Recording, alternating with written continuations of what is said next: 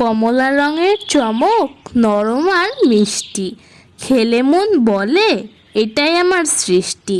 মিষ্টি মিষ্টি ঘ্রাণে ঘর ভরে যায়, এক টুকরো খেলেই মন নেচে উঠায়। ভাপ দিয়ে বানায় তাই তো তেল কম লাগে, স্বাস্থ্যের খেয়াল রাখি মজার কেউ না হারাবে।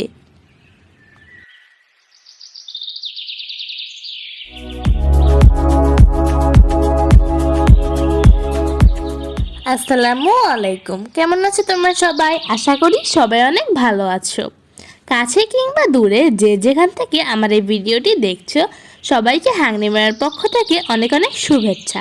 তো বন্ধুরা, আজকে আমি বানাবো গাজরের ভাপা মিষ্টি। এর জন্য আমি প্রথমে 3টি গাজর নিয়ে এগুলোকে সুন্দর করে ছিলে নিয়েছি। তারপর এগুলোকে আমি গ্রেট করে নিয়েছি। এখন এগুলোকে আমি ব্লেন্ডার করব। এখন তোমাদেরকে আমি ছোট্ট একটি ম্যাজিকও দেখাবো, দেখতে থাকো। টাডা! দেখো কত সুন্দর করে আমি ম্যাজিক করে এটাকে ব্লেন্ড করে ফেললাম। আই এম এ পাক্কা ম্যাজিশিয়ান।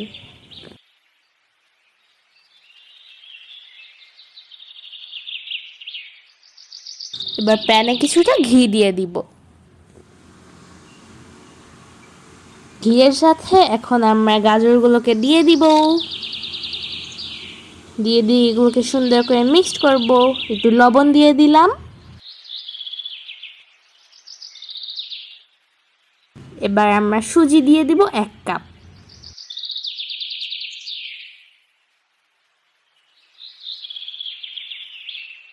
এবার আমরা সাথে 2 চামচ গুঁড়া দুধ দিয়ে দিব। গুঁড়া দুধ দিলে এটার ফ্লেভারটা আরও বেশি টেস্টি হবে।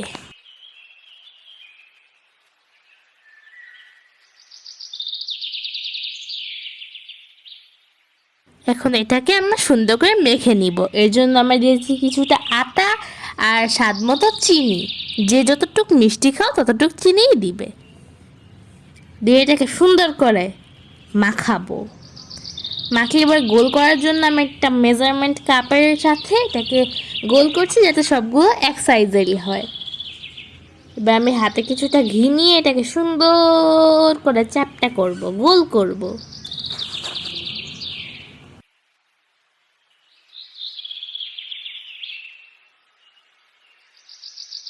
বন্ধুরা, আমি দেখিয়ে দিচ্ছি আমি ডিজাইনটি কিভাবে করছি, তোমরা একটু দেখে বুঝে নাও প্লিজ।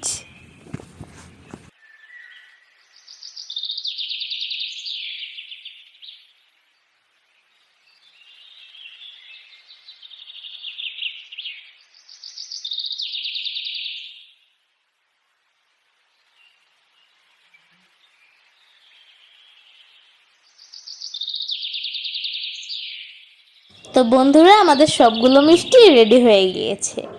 এখন এগুলোকে আমরা ভাপাবো। পানিটা বলক উঠে গেছে।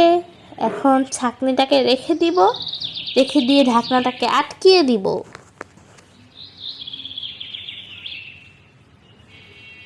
তো বন্ধুরা, কিছুক্ষণ পরে আমাদের মিষ্টিটি রেডি হয়ে গিয়েছে।